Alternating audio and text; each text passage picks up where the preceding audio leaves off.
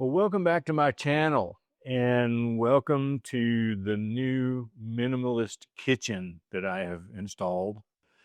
I'll put some footage up here of what my old kitchen looked like in case you're new to this channel. I used to have all oak cabinets around, oak cabinets on the walls. My refrigerator sat here, my sink was here, my dishwasher was over here. I had very little counter space. The cabinets actually stood back about this far. So in doing this minimalist kitchen makeover, I wanted to do a few things. And one of the things that I did, we'll just start here. One of the things I did was I moved the refrigerator over here. So I have, this was an idea presented to me by my contractor. His wife is an interior designer. And that was her first question was, why don't we just move the refrigerator and give you all this other space? So I'll come back to the space in a minute. But in the meantime, let's go over and look at what I've got in the corner over here because we won't be back to that later.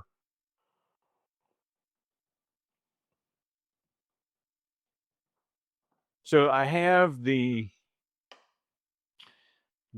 counter depth refrigerator, and it's also shorter. I wasn't totally aware when I bought it that it was going to be this short, but it is. But the thing that I did install was this pantry over here, and some of the parts of this kitchen are not finished yet. But one of the things that I wanted to do was put my coffee making material over here off the counter, away from everything, hidden from sight. I don't have all these cables laying around everywhere. It's not finished yet. I need to put a little mat down here instead of the wood, and I'm going to get a battery operated light to just stick up here or screw into the top here because it's pretty dark in here. But I think I like this enough that on these two bottom shelves, I'm going to also install one of these. I really like being able to pull things out to get to them rather than having to get down and crawl to reach to the back. So once my checking account recovers, probably going to do that. With the top shelves, I really don't, this is not where everything's going yet. It's just kind of up here, but it gives me all kinds of space to put things. And what I may eventually do, I don't know that I need a pull-out shelf here because I can reach into the back, but I might take one of these shelves out and put in one of those shelves that come out and down if I decide that I need enough space to do that. So that's sort of what's going on here in the corner. So let's head back over here.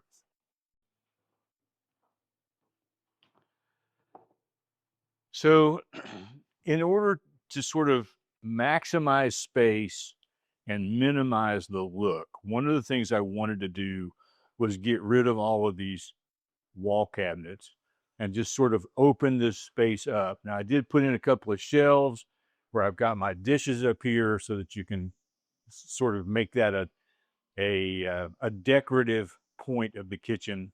I'm still debating on whether to put a light under the shelves or not. I'm not sure I'm going to do that.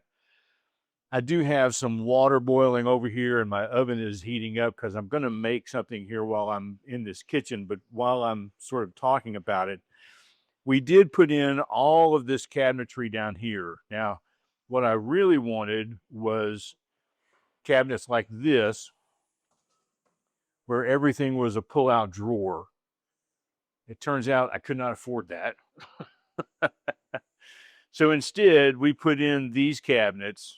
There is a shelf here or a drawer here across the top of each of them that I sort of have, different things in.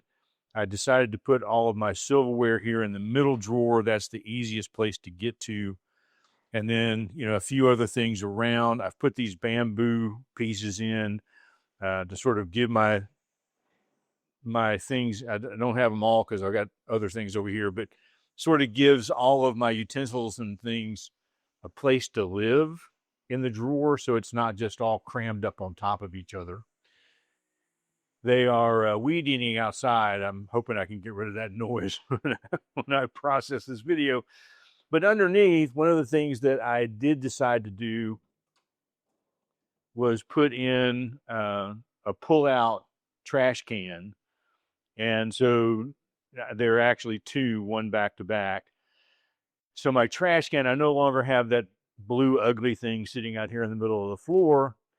And then I also, on the other side, put in some pull-out shelves.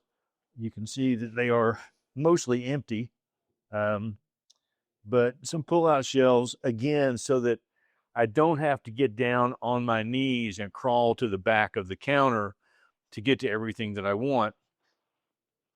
I put one long, wide one here. And again, you can see that there's just not a whole lot here because I have decluttered my kitchen so much that I just don't have much left. Now, what I do have, a couple of places in this corner, I have this cabinet. Haven't done anything with this cabinet yet. I'm not sure that I will, but if I ever need to, I may put in one of those pull-out cabinets that sort of turn the corner. So when you pull it out, it sort of comes out this way. You can use this back part back here for storage. And then I have a spot over here that is also a corner cabinet that I will never use. I haven't even cleaned it out. And the reason I'll never use it is because the door is so close to the stove. I just don't want to open and close it. That's really the long and short of it. The water's boiling, so I'm going to throw some eggs in here real quick. I'm going to make a Tim Childers version of carnivore deviled eggs. So bear with me. We'll keep talking here while this is going on. I'm going to put 8 eggs in here, just because that's the size. That's how many this pan will hold. And ordinarily, if I were going to make deviled eggs straight out of the pan, just peel them, cut them, all that, I would boil these for 11 minutes. But because I'm not, I'm going to do them for 8 minutes. I'm going to set my timer, the timer to 8 minutes. And we'll come back to those here in a little while.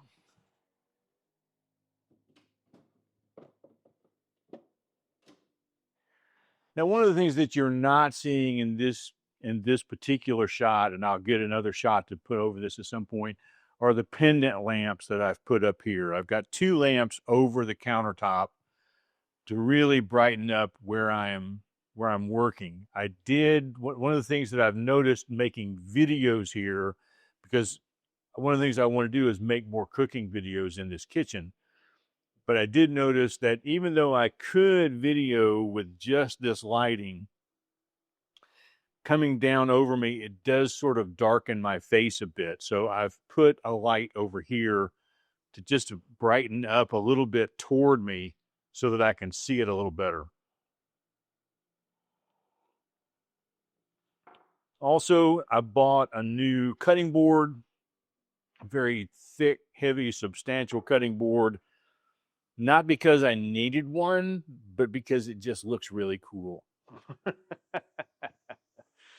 So in doing this, one of the things that we were able to do in making this kitchen different, by moving the refrigerator off to one side. Now, it is a little inconvenient. I'm not going to lie about that. It's a little inconvenient. It's not enough to make me worry about it. But what that allowed us to do was remove the refrigerator from right here. And the cabinets that I had before stopped about here with a countertop over it where you could pull up bar stools. So when we pulled everything out, we just moved the entire kitchen cabinet this way about a foot and opened up this big space. Let me turn this way. I got a camera over here. We opened up this big space here to work in, and it is just absolutely wonderful. It also allowed me to put the sink over here. Now, when the sink was here, the drain pipe went over here to the wall, around the wall, and back here to the bathroom. And the dishwasher did the same thing. So because I have plumbing right behind this wall, we just moved the kitchen sink over here and put the dishwasher here. So now really the only thing that I have left on the countertop is my microwave. And I've had some discussion over the Life in Motion Diaries channel. I did an entire playlist of this remodel, and a lot of people said, you know, put this up on a shelf, get it off the counter. No, I like it where it is. I'm just going to leave it. The other thing that I have to do yet, I did put some pull-out shelving here under the kitchen sink, and all of the pipes and things are over on this side, so I can't do that. But what I will do is put on this door a holder for my paper towels like I had before, so they'll actually go here at some point and not sit out here. And these two pans are on top of the microwave right now because I haven't washed them yet. So I don't want to put them away. All right, so that will give you sort of an idea of where we're at. Oh, the other thing was, I still have this pole over here. I think you can see it from this camera. I still have this pole here. We did talk about over on the other channel the possibility of getting rid of this pole. It would have meant putting a new beam across the ceiling. But because this ceiling is dropped and there's HVAC running across it, there was no place to put that that beam. So we just put the same oak covering that was on it before and painted it, which turns out just as nice. All right, I'm going to be back when the eggs are done, and we'll pick up from there. Okay, so the eggs have finished boiling. I've got a lawnmower outside now. Just going to keep going. They finished boiling. While I've been waiting for this to cool down a little bit, I also I fried up a little bit of pancetta. So I'm not going to use all of that, but I will use all of it eventually. So I just went and did it all. And I'm going to show you the absolute easiest way. As soon as these eggs they're still a little warm, we'll throw some ice on them. As soon as they're nice and cool, I'll show you the easiest way to peel eggs I've ever found. All right, welcome back. I'm going to drain these eggs off. Now, before I do, let me just say I'm sporting my new apron from my online store for the New Retired Me channel. Make a quick plug here. We won't talk about it again for a long time. There's a link below every single video to my store. If you wanted the most popular thing we have going is the mug I was using before.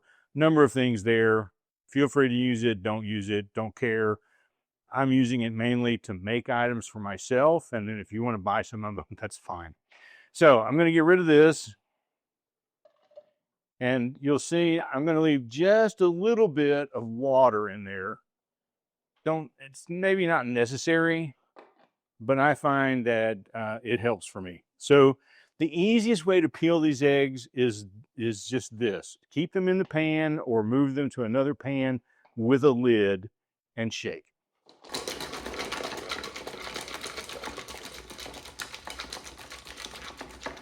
Now, did you hear how the sound of the eggs changed? It's because the shells were all broken down and it started to sound kind of mushy. And so here's what we have. We have an egg like this that we just peel everything off of.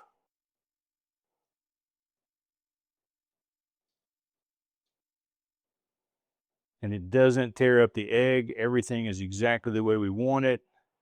We do one more. Then we'll come back after I've got them all done and rinsed off.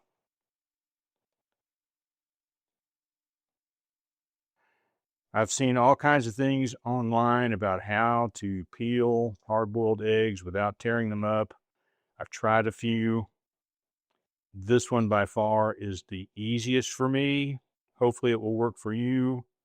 If you've got another way that you do, you feel free to let me know in the comments. I'll be right back. All right, so I've got my eggs peeled. I've got the shells out. I've sort of rinsed them off, try to get the shells off of them. But this is where I'm going to sort of step this up a notch, at least one of the ways I'm going to, for carnivore deviled eggs. And that is, I'm going to wrap these in bacon. Now, I kind of got this. I haven't seen anybody do this in a video. It's not to say it hasn't been done. I was watching videos on Scottish food because I want to do a food tour when I go back to Scotland in October. And Scotch eggs are one of my favorites. They're just hard-boiled eggs that are wrapped in sausage and deep fried. And the Steak and Butter gal had put out a video where she had taken a hard-boiled egg and she'd wrapped it in hamburger meat and then wrapped that in bacon. It made this thing about this big. Not really a finger food. I tried that. It was okay, but it wasn't something I want to make all the time. So then I thought, what if I just wrap it in bacon, which is one of the reasons why I only cooked it about 8 minutes. I didn't want to get the yolk too done ahead of time. So I have some bacon here. This is fresh market bacon. The key, any bacon you want to use is fine, but the key is to get uncured bacon because uncured bacon will stretch a little bit and we want it to stretch. So I'm just going to wrap this around one way and then I'm going to kind of turn and wrap it another way. You'll see I'm stretching it out here. And the idea is to try to get as much of the egg covered with bacon as possible. And I'm just going to put that on the rack. Now I have my oven heating up to 385 degrees, which is where I normally cook my bacon.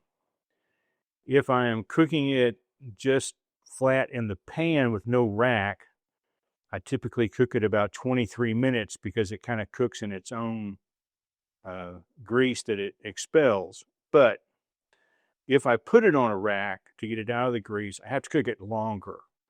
So I'm thinking 30 minutes should work for this. I tried that once and 30 minutes seemed to work okay.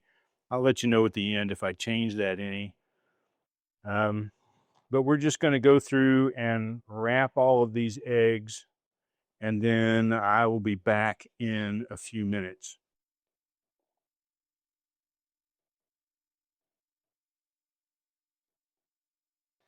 All right, so you can see I've got all of these sort of rolled up, and I haven't been really careful with them. You could be prettier with them if you wanted to. If you're worried about them unraveling, you could always put a toothpick in them. I've got my oven at 385. You could just as easily cook this at 400 and just adjust the time. This is just normally what I do. I'm going to put them in for 15 minutes, and at 15 minutes, I'm going to take them out and turn them over and put them in for another 15 minutes. So we'll be back to kind of finish things up here in a little while.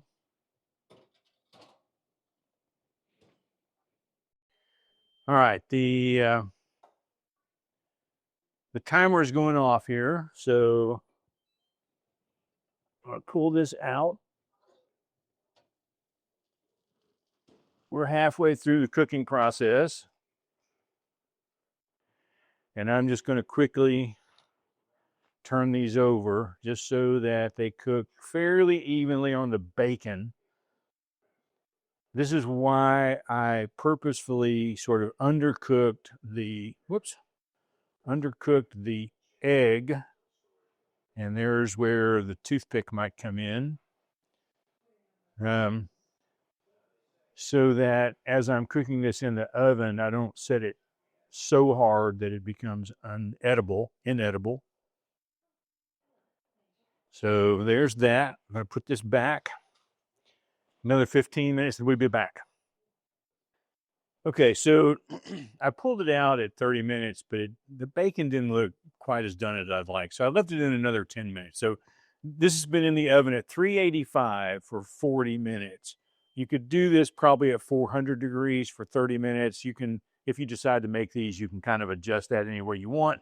So I'm going to pull this out. That's looking much, much better.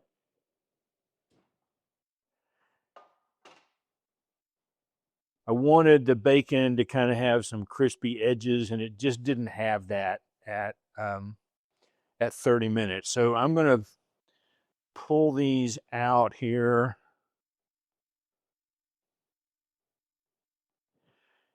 Now, I know this video is going quite long. I can just feel it in my head that it's going quite long.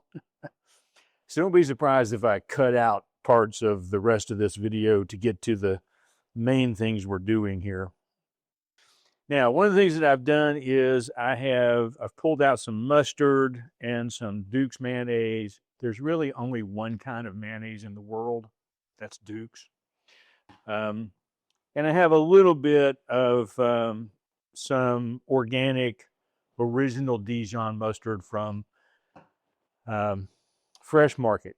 So I'm going to slice these, but they're kind of hot, so I might wait just a few minutes. In fact, I think I will. I'm going to let them cool down just a little bit before we get started. Basically, what I'm going to do is slice them in half, put the yolks over here in this pan, and put the half eggs over here. But I need it to cool down just a bit before I get there. So I'll be right back. So I went ahead and sliced them, got the egg halves over here. I've got the egg yolks in the pan. Now, I highly recommend if you're going to do this, don't try to just eat these eggs this way, because sometimes the egg yolk may be a little overdone, and it really needs the mayonnaise and the mustard to kind of work with a little bit. So I did try to cut these when they were still hot. I got a little ahead of myself, and I destroyed one. That's okay. I have the egg yolks in here. I'm going to put a little salt and pepper here. This is Himalayan pink salt and some coarse ground pepper. I'm going to put a little bit. I don't measure this stuff, and I would imagine if you're making deviled eggs, you don't measure it either. I'll put in what I think I need, and then if I need more, I'll do that. It's really hard to put too much in there. I'm just going to be honest. So we're going to take a little time here and mash this up. Now, if I wanted to make this maybe carnivore-ish rather than carnivore, then I would cut up a Wickles. I don't know. They make, hang on. Wickles Dirty Dills. These are brined in peppers. So they've got this nice little bite crunch. When I'm snacking on something, I do allow myself a dill pickle when I need one. They're 0 calories, 0 protein, 0 fat, 0 carbs. It's kind of a freebie, but I'm not going to put them in here. But dicing that up and put it in this mixture could be really, really nice.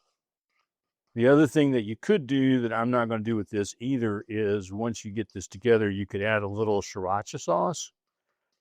And I guess you'll kind of figure out I like stuff kind of spicy. So I'm going to just dip this in here. Now I've got that's because I'm underneath this light, I think. Got a little bit of an echo in my microphone. I will run this audio through Adobe Podcast Enhance, so perhaps, just perhaps, I will get that lawnmower out of here. And, this is not the most beautiful deviled eggs you're ever going to see because I don't use a piping thing to get the egg yolk in there the way I want it. I am going to need something besides this fork here. And I'm not going to worry too much about this one down here that I destroyed. A little bit of a topper here. I've got this pancetta that I fried up, and I could have mixed this into the yolk, which is probably what I should have done, but I forgot it was there. So I'm just going to top my eggs with this. And then last, again, extra stuff. You don't have to do this, but I picked up some Asiago, and I'm just going to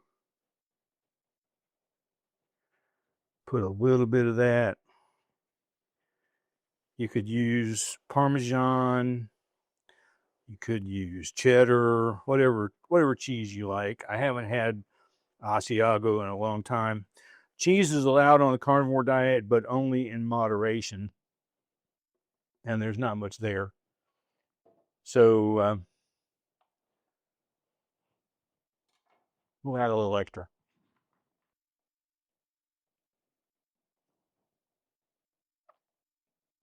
Put a couple of these out here. Give me a moment to move a couple of cameras around. I will be right back. Now, this is, I think, something that I may try at the next Thanksgiving Day meal. Maybe not make all of my deviled eggs this way, but make a few this way.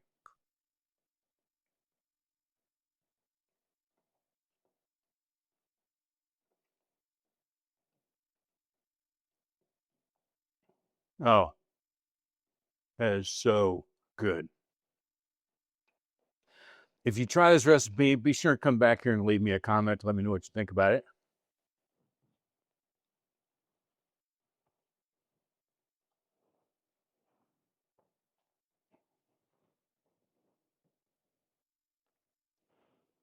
This is where we will be cooking from now on my new Minimalist Kitchen. Minimal in appearance, minimal in cabinet space, maximized for storage, and built basically to be able to video these things fairly easily. So we'll see you again maybe in another cooking video soon. Bon appetit.